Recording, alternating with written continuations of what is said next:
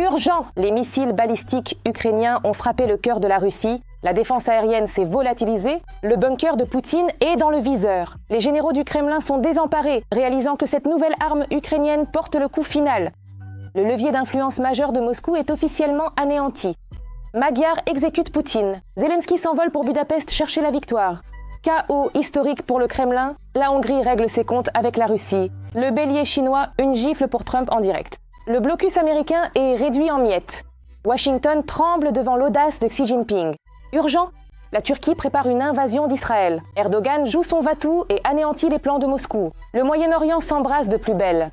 Le compte à rebours est lancé, des détails chocs émergent. Tout cela à suivre dans notre émission Point chaud. Le marteau mortel de Kiev. L'Ukraine a créé un monstre hypersonique. Le Kremlin est dans la ligne de mire. Kiev a officiellement annoncé des missiles balistiques tueurs, capables de raser le bunker de Poutine en quelques minutes. C'est ce que craignaient tous les généraux russes. L'Ukraine a abattu ses cartes publiquement pour la première fois. Voici les détails. L'Ukraine a secrètement développé des missiles pouvant frapper la Russie à 500 km de profondeur. C'est ce que rapportent les experts de Defense Express en analysant les propos du député Fedir Venislavski. Il s'agit notamment du développement de missiles balistiques hypersoniques. Les analystes suggèrent que ces systèmes existent déjà, bien que leur nombre soit limité. On ignore quand et sur quelles cibles ils ont été utilisés. Si de tels lancements ont eu lieu, je n'exclus pas qu'ils aient pu se produire dans d'autres endroits ailleurs dans le monde, sans lien direct avec les tests ukrainiens. Pourtant, il faut le dire, l'histoire d'un lancement secret de 2 missiles ou plus à de telles altitudes, sans aucune publicité, est particulièrement stupéfiante.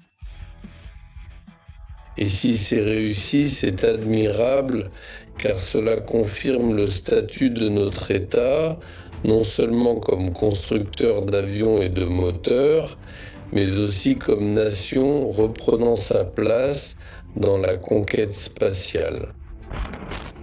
L'un des domaines en plein essor est ce qu'on appelle le lancement aéroporté. Pendant la guerre, l'Ukraine a déjà testé le lancement d'une fusée depuis un avion de transport à 8000 mètres d'altitude. Cette approche permet d'éviter la phase de vol la plus difficile, les couches denses de l'atmosphère, et d'augmenter la portée de frappe. Cette technologie peut également servir à la mise en orbite de satellites. Et cela s'inscrit dans une stratégie bien plus vaste de création d'une infrastructure spatiale propre. Les trajectoires de ces missiles dépassent les 100 km d'altitude, ce qui les place de fait dans l'espace. Parallèlement, les systèmes de défense aérienne actuels de l'Ukraine opèrent à des altitudes plus basses, jusqu'à 30 ou 40 km. C'est pourquoi la création de forces spatiales pour l'armée ukrainienne vise, entre autres, la légalisation juridique de ces activités dans ce nouveau domaine militaire qu'est l'espace. On sait aussi, comme le déclare le député Fedir Venislavski, que l'Ukraine prévoit de former une constellation de satellites souveraines pour les communications, la reconnaissance et l'alerte précoce en cas d'attaque de missiles. Actuellement, ces fonctions sont largement assurées par les partenaires. Mais la dépendance vis-à-vis des données externes est un risque que Kiev souhaite minimiser. La Fédération de Russie ne parvient toujours pas à créer un moteur du même type que celui créé à Yuzhmak pour le lancement de divers types de missiles, un moteur puissant. Mais ce ne sont pas seulement les Russes qui ne peuvent pas le faire, les Américains non plus. Parce que, au fond, un moteur à réaction à propergol liquide, c'est un art très complexe. Dans le domaine de la construction de moteurs pour la technologie spatiale, l'Ukraine reste à ce jour inégalée. L'Ukraine prévoit également de déployer ses propres moyens d'interception cinétique pour les systèmes de missiles partiellement orbitaux de type Orechnik, avant même la séparation de leurs ogives dans l'espace. Il s'agit également de créer une branche distincte des forces spatiales. C'est nécessaire notamment pour opérer dans une nouvelle sphère militaire. Car les missiles balistiques modernes peuvent monter à plus de 100 km d'altitude, soit pratiquement dans l'espace. Dans le même temps, la défense aérienne ukrainienne opère aujourd'hui efficacement à des altitudes plus basses. Pour tout dire, le système israélien nous conviendrait mieux en principe, mais il a tout de même fallu environ 8 ans pour le développer et environ 7 milliards de dollars. Quand nous disons que nous nous en occupons, cela signifie que nous avons ces ressources et que nous les investissons dans toute cette opération, dans cette recherche, dans ce développement. Parallèlement, l'Ukraine développe d'autres technologies. Chaque jour, le pays produit jusqu'à 1500 drones intercepteurs. Les militaires ukrainiens établissent également des records technologiques. Un soldat de la brigade présidentielle au nom de code Hulk a réussi à détruire 2 drones ennemis de type Shahed à une distance de 500 km du point de lancement. Une telle interception est unique et une première mondiale. L'industrie de défense ukrainienne passe à un niveau supérieur, des drones à la balistique et à l'espace. Et bien que de nombreux développements restent secrets, une chose est évidente, la guerre technologique devient cruciale. C'est arrivé juste après les élections. Un ultimatum pour Budapest, l'Union européenne a mis la Hongrie au pied du mur. 90 milliards pour l'Ukraine. Poutine est privé de son dernier espoir. Le Magyar n'a pas eu le choix. Et ce n'est pas tout. La Russie est en panique. L'axe du Kremlin n'avait jamais connu une telle pression. Les détails dans ce reportage. Nous sommes si heureux qu'Orban soit enfin parti. Nous sommes heureux qu'Orban s'en aille enfin. On ne croyait pas que ça puisse arriver. On est content qu'il y ait enfin de l'espoir. On a changé le système.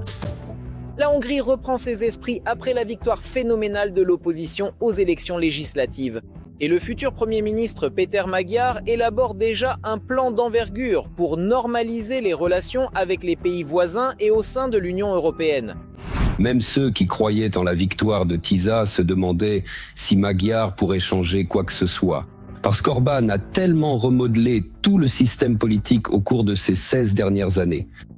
Mais maintenant que Tisza semble obtenir une majorité constitutionnelle au Parlement, ils peuvent, en principe, tout changer. Ainsi, la principale priorité affichée du nouveau gouvernement est de débloquer 18 milliards d'euros des fonds de l'Union européenne, gelés pour violation des principes démocratiques sous l'ère Orban. Mais regagner les faveurs de l'Europe ne s'est pas avéré si simple. Ils ont imposé à Magyar près de 30 conditions, dont la principale est la levée du veto sur le prêt de l'Union européenne à l'Ukraine de 90 milliards d'euros. Il a répondu qu'il était d'accord.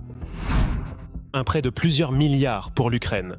Je ne vois pas de quoi on parle, car en décembre, au sommet du Conseil européen, il a été décidé d'allouer 90 milliards d'euros sans la participation de la Hongrie, de la République tchèque et de la Slovaquie. Cela ne nous concerne pas, et c'est précisément ainsi que cela a été adopté. Cette décision a déjà été prise en décembre à Bruxelles. Je ne comprends donc pas pourquoi elle devrait être modifiée. De plus, on exige du nouveau gouvernement hongrois que le pays choisisse enfin son camp. Et le vote pour un nouveau train de sanctions contre la Fédération de Russie en sera l'indicateur. Les analystes prévoient que cela se produira également. Cependant, la rhétorique du Premier ministre hongrois ne deviendra pas trop belliqueuse. Il fera à peu près ce que Pachinian a fait au Kremlin récemment, oui, c'est-à-dire affirmer sa position et ses priorités, sans pour autant aller jusqu'à la rupture franche, car Magyar, tout comme Pachinian, se souvient de l'exemple de Saakachvili et de la Géorgie en 2008, et personne ne veut suivre cette voie. Une autre condition de l'Union européenne concernant l'Ukraine est l'exigence de cesser de bloquer l'ouverture des négociations officielles d'adhésion de l'Ukraine à l'Union européenne. Et là, de toute évidence, les relations bilatérales entre Kiev et Budapest seront un facteur déterminant. Les experts estiment que la situation s'éclaircira après une rencontre personnelle entre Péter Magyar et Volodymyr Zelensky. Je n'exclus pas que ces deux politiciens puissent avoir beaucoup de points communs. Et ces relations personnelles, elles peuvent devenir un tel moteur pour que l'Ukraine et la Hongrie puissent peut-être, si ce n'est pas devenir carrément de grands amis, mais au moins avoir de très bonnes relations. Voilà. Zelensky a été le premier à montrer sa volonté d'améliorer les relations, en déclarant la veille que d'ici la fin du mois, l'oléoduc Druzhba serait réparé et remis en service. Magyar a dit qu'il était aussi prêt au dialogue, mais a appelé à résoudre les questions qui ont longtemps causé des différends entre les deux États.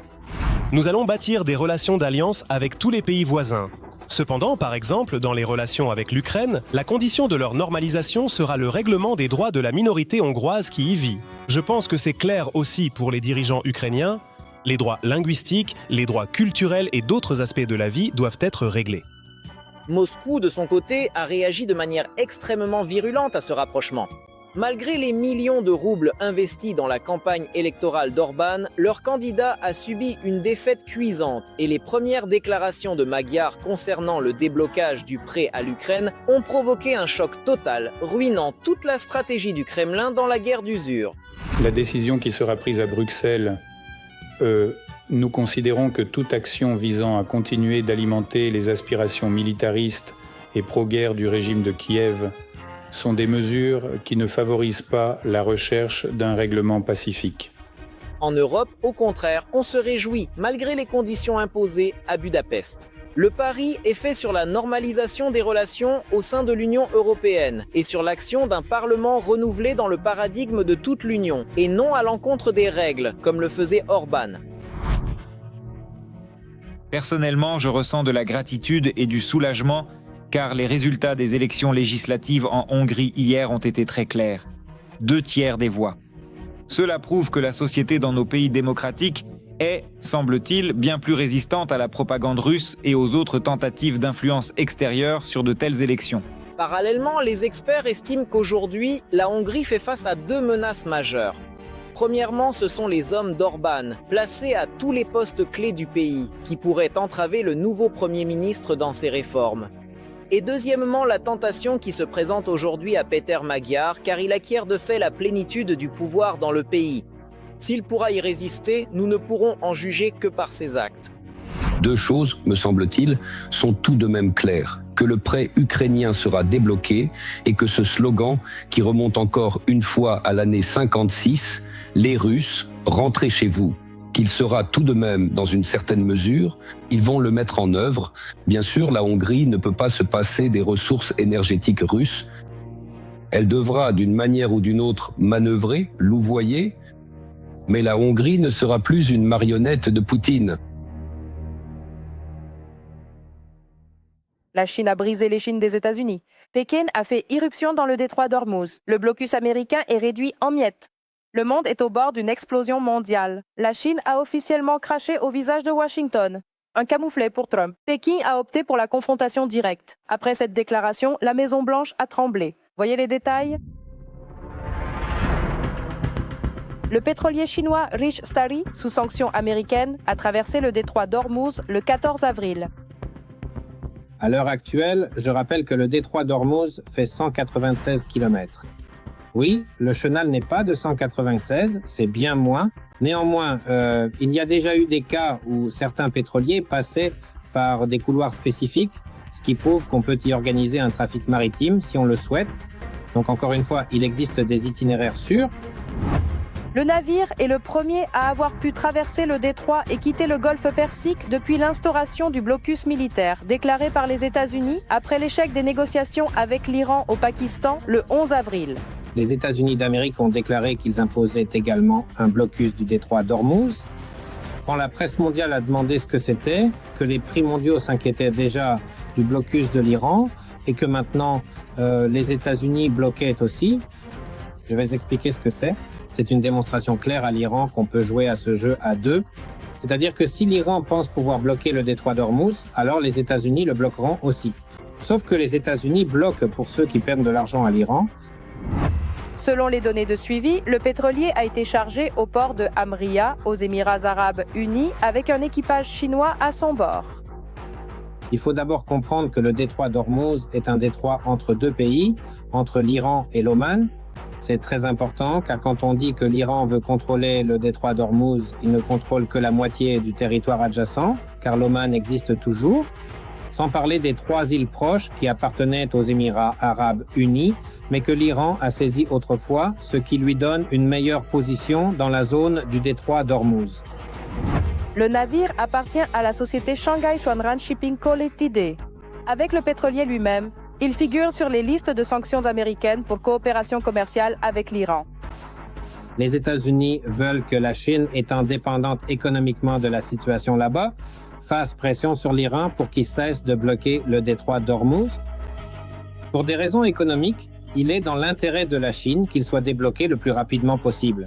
Mais pour des raisons politiques, la Chine ne veut pas d'un déblocage rapide du détroit d'Ormuz, car la situation convient à la Chine, où les États-Unis d'Amérique, au lieu de se concentrer sur elle, se concentrent sur le détroit d'Ormuz et sur la guerre de la Russie contre l'Ukraine. Un autre pétrolier, le Marley Kishan, anciennement connu sous le nom de MKA, a traversé le Golfe. Il a déjà servi au transport de pétrole russe et iranien. Le pétrolier a traversé le Golfe à vide, mais le 16 avril, il doit charger du mazout en Irak. Urgent, le Moyen-Orient s'embrase à nouveau. La Turquie prépare une invasion d'Israël. Erdogan joue son va-tout. Le monde est au bord d'un désastre global. L'armée turque pourrait frapper directement. Le compte à rebours est lancé, mais des détails inattendus ont surgi. Moscou retient son souffle après ces révélations. Découvrez tous les détails. Un nouveau conflit couve au Moyen-Orient. La tension y monte entre la Turquie et Israël. Ainsi, le Premier ministre Benyamin Netanyahou a accusé le président turc Recep Erdogan de massacre de ses propres citoyens kurdes et de soutien au régime terroriste iranien et à ses mandataires. De son côté, le ministère turc des Affaires étrangères n'a pas mâché ses mots, qualifiant Netanyahou de Hitler de notre temps. Nous voyons qu'Israël cherchera peut-être à désigner la Turquie comme nouvel adversaire après l'Iran, car il ne peut exister sans ennemi. L'hostilité entre ces deux puissances pourrait mener à une confrontation ouverte, selon certains analystes militaires. La situation s'est encore aggravée le week-end dernier, quand de nombreux médias, citant le journal britannique The Telegraph, ont rapporté qu'Erdogan aurait menacé d'envahir Tel Aviv, provoquant une réponse cinglante du ministre israélien de la Sécurité nationale. Erdogan, tu comprends l'anglais? Va te faire foutre. Le conflit semblait désormais inévitable. La Turquie, possédant la deuxième armée de l'OTAN, ne tolérera pas cela. Cependant, comme souvent, en quête de gros titres, les médias occidentaux ont largement anticipé les événements. Au lieu d'une escalade militaire, les deux parties se sont limitées à des accusations mutuelles et des menaces verbales. Nous rejetons tout scénario entraînant les États de la région dans un conflit destructeur. La Russie a été particulièrement contrariée par la déclaration du ministre turc. La propagande du Kremlin rêve depuis longtemps de brouiller ces deux alliés de l'Ukraine.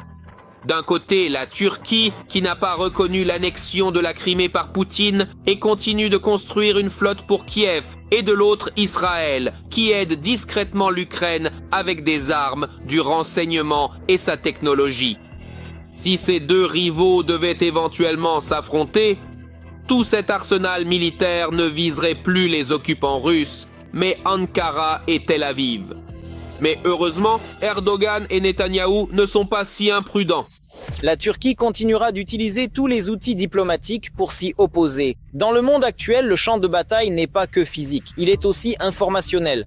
Nous vivons une époque où le récit est devenu aussi crucial et aussi farouchement contesté que les faits réels sur le terrain. Les récits servent d'armes pour façonner les perceptions, interpréter la réalité et trop souvent pour dissimuler la vérité elle-même. Ainsi, Israël et la Turquie n'ont l'intention de s'affronter que sur les terrains de l'information et de la diplomatie. Les relations turco-israéliennes restent tendues et, au fond, concurrentielles, surtout vu la politique d'Israël visant à encercler la Turquie en Méditerranée via la Grèce et l'administration chypriote grecque. En réponse, l'influence croissante de la Turquie dans la Corne de l'Afrique et au Sahel, tant militairement que politiquement, crée un espace sur les arrières d'Israël et sape cette politique d'encerclement. Par conséquent, chaque mesure prise par une partie entraîne une contre-mesure de l'autre. La lutte se poursuit. Le conflit militaire entre Ankara et Tel Aviv est donc annulé, n'en déplaise à certains. Le Centre turc de lutte contre la désinformation a déclaré que les affirmations selon lesquelles Erdogan menaçait Israël d'invasion sont fausses et The Telegraph, qui a relayé cette nouvelle, a basé son article sur des propos d'Erdogan datant de 2 ans et sortis de leur contexte. D'ailleurs, à l'heure actuelle, l'article a également été retiré du site web de la publication. En ce moment même, la Russie croule sous des milliards de pertes, soigneusement cachées à la population. L'économie de la Fédération de Russie est un colosse aux pieds d'argile sur le point de s'effondrer sous le poids des dépenses militaires. Poutine est-il trompé par son propre entourage ou mène-t-il lui-même le pays vers un gouffre financier en prétendant que tout se passe comme prévu? Regardez. Alors que l'économie russe perd des milliards à cause de l'isolement lié aux sanctions, Poutine vit dans un monde imaginaire de succès. La Russie doit être quoi? Forte. C'est justement ce dont nous discutons souvent en tête-à-tête, tous les deux. Lors d'événements publics, le dictateur du Kremlin affirme que la Russie surmonte avec succès les sanctions et devient un leader de l'économie mondiale.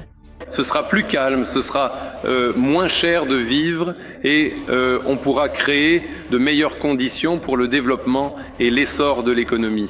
Seulement, en réalité, ce développement appartient déjà au passé. Les sanctions occidentales ont déjà causé des dommages considérables à l'économie russe et continueront de limiter ses capacités. Pourtant, Poutine reçoit des données faussées sur l'état de l'économie de son pays.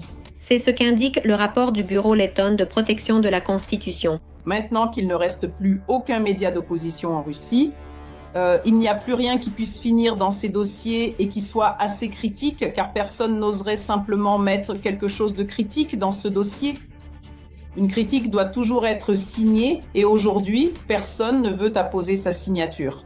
Selon le renseignement letton, de 2022 à 2025, la Russie a dû dépenser environ 130 milliards de dollars de plus pour acheter des produits occidentaux sous sanctions via des circuits détournés.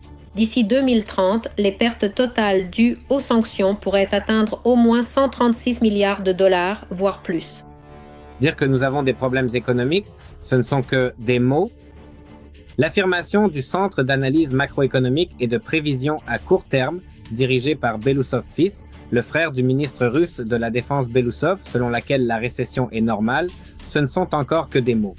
Mais la décision de la mairie de Moscou de réduire les effectifs de 15%, l'annonce que le cabinet des ministres réduira les dépenses budgétaires de 10%, ce ne sont plus des mots, ce sont des actions concrètes. Et donc, face à ces mesures, prétendre que tout va bien dans l'économie serait vraiment stupide. Le rapport souligne que les sanctions ont déjà durement touché les principaux secteurs de l'économie russe.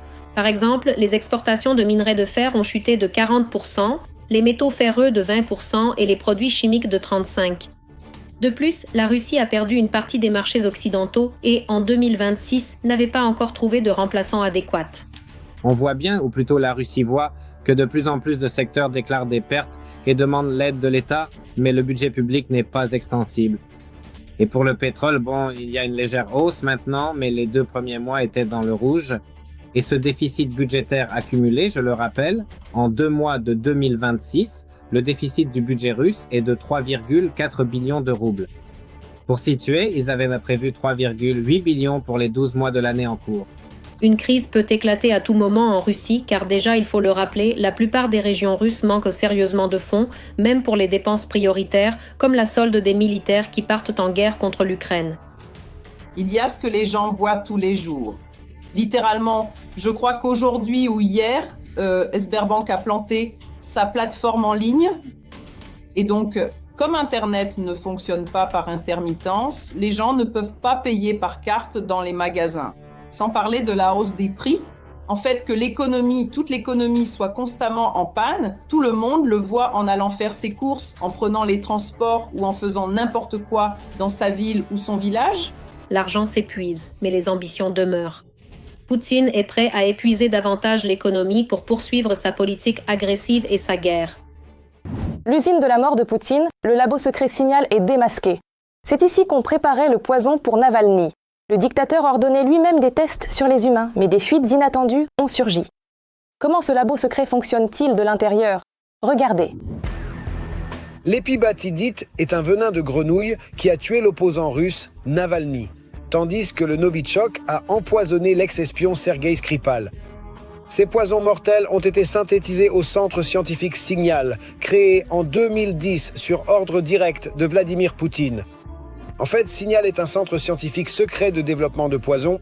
Environ 500 personnes y travaillent actuellement. Le centre est géré par une direction de 5 scientifiques et un ancien du FSB. Le chef Arthur Girov, expert en chimie analytique des toxines, a travaillé au 27e centre du ministère de la Défense et au 33e Institut central. Le centre comprend en tout 4 départements de recherche, un département de production et un département d'essais cliniques. Le personnel indique que Signal est capable de synthétiser de très petites doses de toxines, de tester leur détection, de réaliser des essais sur des animaux, voire sur des humains, et même de tenter l'édition génomique. Agence. En 1997, la Convention sur l'interdiction des armes chimiques est entrée en vigueur. Ce traité international interdit le développement, la production, le stockage et l'usage d'armes chimiques, exigeant leur destruction totale sous contrôle. Et la Russie a rejoint cette convention, mais de manière purement formelle. Le fait est que la Russie a rejoint cette convention uniquement pour se débarrasser de ses vieux stocks. Mais ces séries de Novichok produites là-bas, elles sont restées. La Russie n'a jamais présenté les stocks de ses armes pour destruction. La section Signal se spécialise notamment dans l'étude et la manipulation des poisons organophosphorés, y compris le groupe Novichok, ainsi que dans les biotoxines et les nanotechnologies de pointe. La présence de médecins hautement qualifiés et expérimentés suggère que le centre surveille de façon attentive l'effet de ces poisons sur les animaux, et peut-être même sur l'organisme humain. Il est donc possible qu'en Russie se poursuive encore le processus de soi-disant amélioration de ces poisons et leurs tests sur les animaux. Eh bien, je pense pourquoi pas, parce que la Convention l'autorise. C'est tout à fait légal. Parallèlement à Signal, l'Institut d'État de recherche et d'essai en médecine militaire travaille dans ce domaine. Depuis 2015, on y teste régulièrement des médicaments et l'impact des armes sur les militaires. Le directeur de l'Institut, Sergueï Tchepour, a lui-même décrit ces tests lors d'une conférence militaire russe en 2023. Des sites expérimentaux simulant des fortifications militaires russes et de l'OTAN ainsi que des équipements ont été installés sur le terrain. Pour évaluer l'efficacité des munitions, l'état psychophysiologique et cardiovasculaire des sujets a été étudié sur place. Des prélèvements ont été faits pour mesurer, via une échelle spécifique, l'impact sur l'organisme selon la distance de tir de canon de 122 et 300 mm. Sergueï Tchepour, directeur de l'Institut de recherche en médecine militaire. Les documents de la conférence indiquent que les volontaires ont souffert de problèmes de tension, de changements critiques des systèmes vasculaires et nerveux, ainsi que d'une altération des fonctions sensorielles et logiques. À l'avenir, cela permettra d'utiliser des munitions pour neutraliser les forces ennemies en garantissant des dommages d'une gravité au moins modérée, précisent les documents. De telles recherches y sont menées depuis 2018. L'Institut a ouvert un centre de recherche clinique de 100 lits. Le centre comprend des services de réanimation, de thérapie et de chirurgie, ainsi qu'une unité d'anesthésie-réanimation. En d'autres termes, les scientifiques étudient les effets de divers poisons et substances psychotropes sur le corps humain. Selon des journalistes d'investigation, le directeur de l'Institut, Sergueï Tchepour, est lié aux auteurs de l'empoisonnement des Skripal. Depuis le début de l'invasion de l'Ukraine, la Russie a déjà utilisé des milliers de fois des armes chimiques interdites sur le front. C'est tout pour le moment. Mais retrouvez d'autres nouvelles brûlantes du front dans notre prochain numéro.